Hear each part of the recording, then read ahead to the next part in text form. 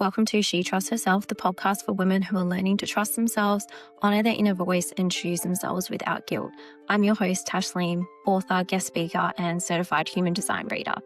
Together, we'll explore overcoming self-doubt, building deep self-trust, personal growth, and stepping into the next version of yourself with confidence. I want to talk about overcoming limiting beliefs in this episode. And limiting beliefs are incredibly hard, but not impossible to overcome and change. And the reason for that is they are almost cemented in your brain, and they are some of the strongest beliefs that you hold. And there will be times where you kind of aren't aware of a limiting belief until it comes up as a roadblock, whether you're becoming a new version of yourself or going for a new goal and stepping out of your comfort zone, and you realize that there's something holding you back. And with limiting beliefs, unfortunately, it's not as easy as just waving a magic wand and wishing it goes away or saying one positive affirmation out loud or writing it down for one day and boom, you've overridden that limiting belief.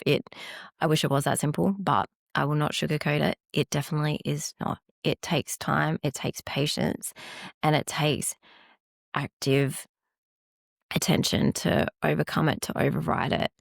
And for me, when it comes to limiting beliefs, when I notice one emerge from my subconscious, I try not to berate myself with it. I used to in the past and be like, why am I letting this hold myself back? And where did this limiting belief come from?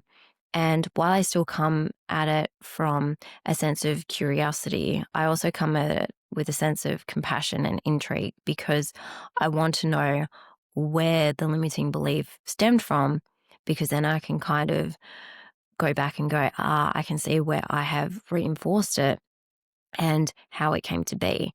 And that gives me a really good starting point to then reverse engineer a way to overcome it, because I can go, okay, what actually needs to change? Is it something environmental? Is it something mental? Is it something physical? A combination of all three of those things.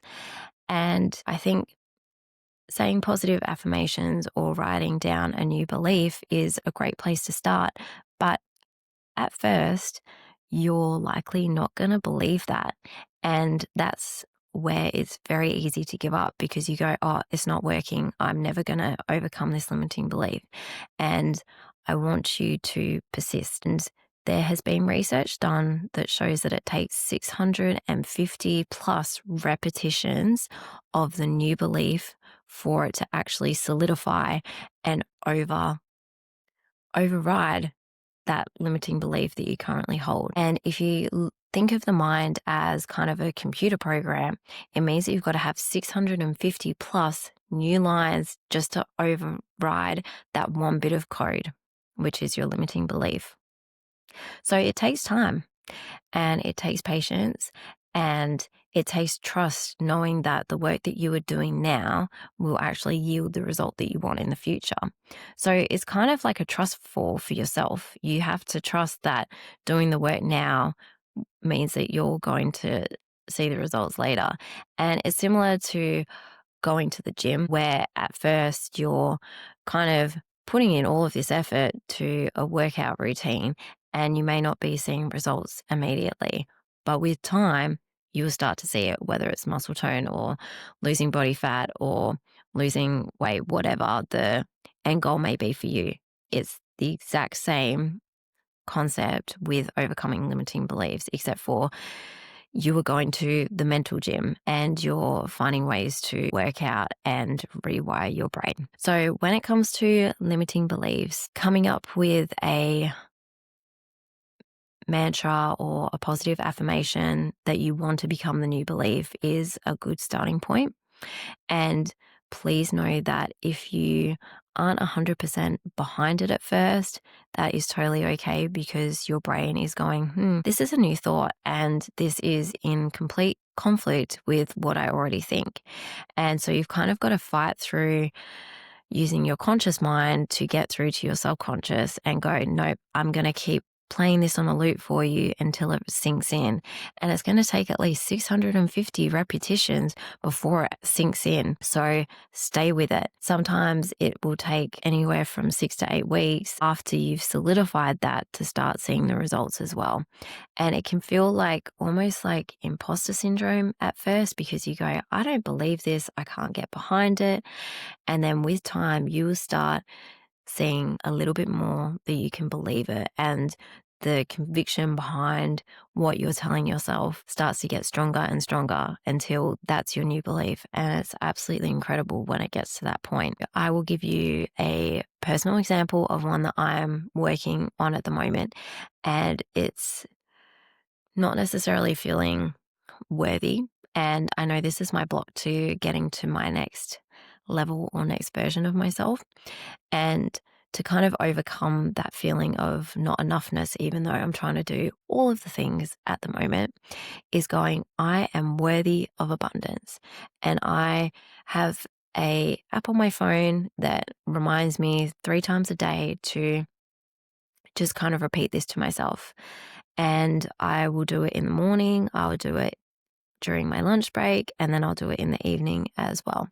And so I will either say out loud or just repeat it in my head 10 to 15 times or for a few minutes at each interval during the day. I am worthy of abundance. I am worthy of abundance. I am worthy of abundance in this lifetime. And when I first said it to myself, I thought, this is so false, and I have no belief in what I'm saying at all. And all of the doubt started to creep in, and I was like, am I worthy of abundance? I don't know if I am. I know other people are, but am I?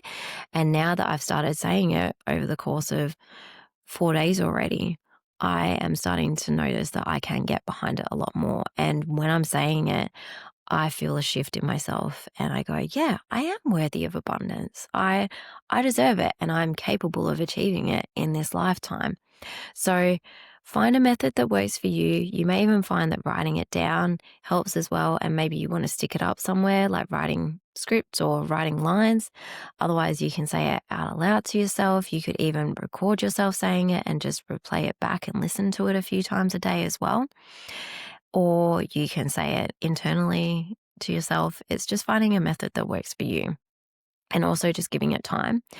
And it's up to you. You know yourself better than I do or anyone else does, as to whether you want to work on overriding one limiting belief at a time, or if you want to try and do multiple at a time as well.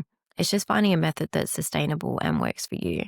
And if you try one out and it's not really working, try not to get too attached to it and just try something else until you find what does, because there's so many different ways that we all work and function. And it's just seeing what's the best thing, what's the best fit for you.